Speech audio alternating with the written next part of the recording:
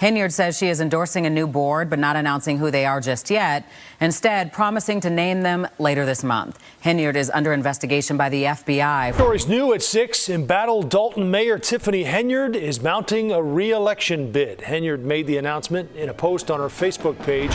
The FBI spotlight has landed squarely on Tiffany Henyard, the embattled mayor of Dolton, Illinois, and supervisor of Thornton Township, as her chaotic reign unravels before our very eyes. Once a powerful figure in the south suburbs of Chicago, Henyard now finds herself at the center of corruption allegations, financial mismanagement, and even eviction drama. The mayor who once called herself a super mayor is fighting to hold onto her positions as investigations, lawsuits, and public outrage pile up. But the question on everyone's mind is, how did it get this bad? The election is not until 2025, yet Tiffany Henyard has officially decided she wants to stay as mayor despite the cloud of controversy surrounding her. Let's start with the basics. Tiffany Henyard has been accused of using taxpayer money as if it were her personal piggy bank. From throwing extravagant parties featuring major musical acts to plastering her face on banners and billboards across town, her spending habits have raised eyebrows for years. Former Chicago Mayor Lori Lightfoot, hired to investigate Dolton's finances, revealed in a preliminary report that the village's general fund dropped from over $5 million to a deficit of more than $3 million in just 2 years under Henyard's leadership. If you're wondering how a small town could burn through that much money so fast, the answers are as audacious as you'd expect. Tens of thousands spent on Amazon orders, luxury travel, and other questionable expenses. One particularly jaw-dropping example, a single day of spending on Amazon in January 2023 that totaled over $40,000. $40,000. Let that sink in. Dane Placco. Tiffany Henyard actually has 2 political jobs on 2 public payrolls, as mayor of South Suburban Dolton, or as she calls herself. But it gets worse. Henyard's spending spree isn't limited to Dolton. As Thornton Township supervisor, where she rakes in a salary of over $200,000 a year, she's also been accused of financial mismanagement. Trustees have repeatedly clashed with her over transparency, or more accurately, the lack of it. During a recent board meeting, trustees Christopher Gonzalez and Carmen Carlisle boycotted the session entirely, citing safety concerns and an unvetted agenda. Without them, there was no quorum, and Henyard couldn't push forward her plans to open a new township bank account, a move that trustees believe would give her unchecked access to township funds. Carlisle didn't hold back, calling the current state of affairs chaotic and insisting that the community deserves more transparency. Just because somebody is doing something doesn't mean progress is happening, she said. Ouch. Now to important business in Thornton Township, which hit a roadblock tonight, not because of the weather, not because of logistics, but because 2 trustees refused to show up. These boycotts are becoming a pattern. Henyard has struggled to maintain control of the Thornton Township Board as tensions between her and the trustees escalate. In fact, there have been several meetings in recent months where Henyard was the only one to show up, with trustees citing safety concerns or other reasons for their absence. And when they do show up, the meetings often devolve into shouting matches and accusations of corruption. At one point, Henyard even accused her opponents of trying to sabotage her, a claim she's repeated in long, rambling Facebook Live videos, where she often lashes out at critics and portrays herself as a victim of a political conspiracy. Dawn and Scott, the meeting wrapped up early because 2 trustees, as you mentioned, did not show up. Chris Gonzalez and Carmen Carlisle. Without them, not enough board members were present to make official decisions. But here's the thing. Even as her allies abandon her, Henyard remains defiant.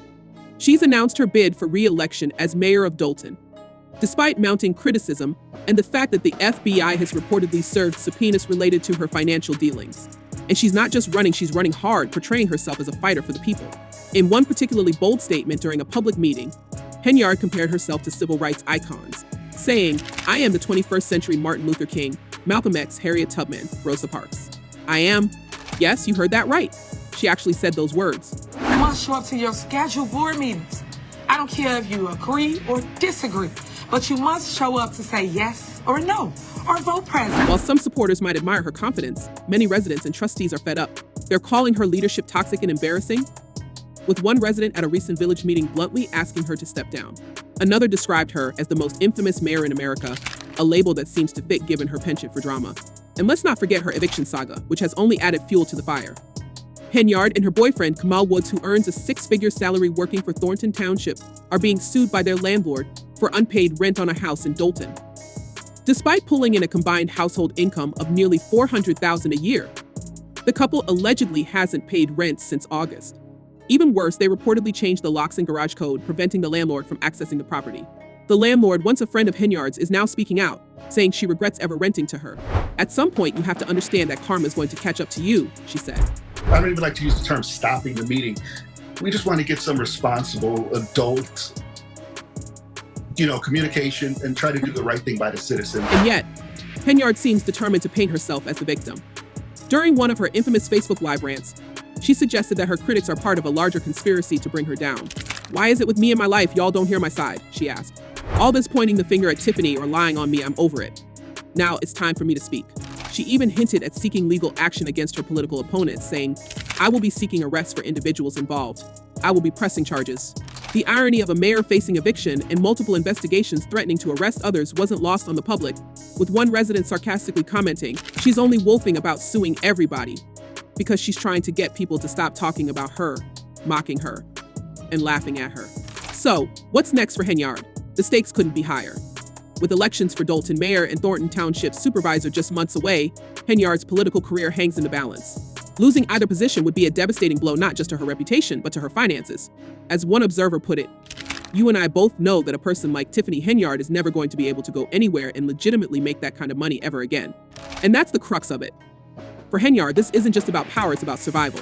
If the board do not show up, we are not able to pay bills. We are not able to handle the business. But her opponents aren't backing down. In Dolton, trustee Jason House is running against her on a platform of transparency and financial accountability. House, a vocal critic of Henyard's leadership, has accused her of making it unnecessarily difficult for small businesses to operate in the village, calling her administration a circus. Meanwhile, in Thornton Township, Harvey Mayor Christopher Clark has thrown his hat in the ring for supervisor, challenging Henyard's grip on the township. Both races are shaping up to be high-stakes battles, with Henyard's opponents rallying support from a community eager for change.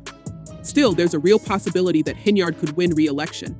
As controversial as she is, she does have a loyal base of supporters who admire her tenacity and see her as a fighter against the establishment.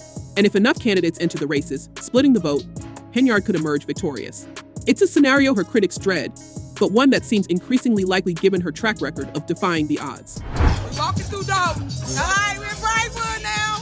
We are in Godly now.